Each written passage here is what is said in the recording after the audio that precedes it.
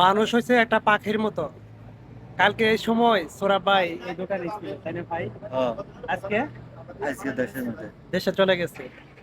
তো এটি হচ্ছে মানুষের জীবনের বাস্তবতা। প্রবাসে কেউ সারা জীবন থাকবে না।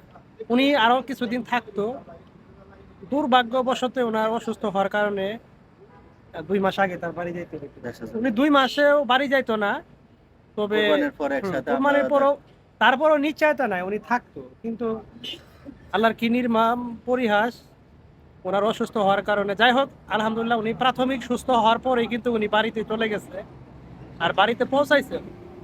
তো আমরা অনেক খুশি হয়েছি, কেন যে অবস্থা হয়েছিল যে এই মানুষটা বড় ধরনের সমস্যা হতে পারতো, ঠিক না মমিন ভাই? হ্যাঁ, তো যাই আমি হোক, তো ভয় পাই গেছি। ভয় পেয়ে গেছিলেন।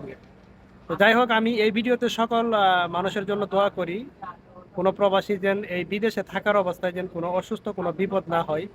কেন এখানে বিপদ হইলে এখানে দেখার মতো কেউ থাকে না, কি মমিন ভাই, ঠিক না? সবাই কর্ম নিয়ে ব্যস্ত, হুম হুম একজনের একজনের দেখার মতন সময় নেই। হুম হুম।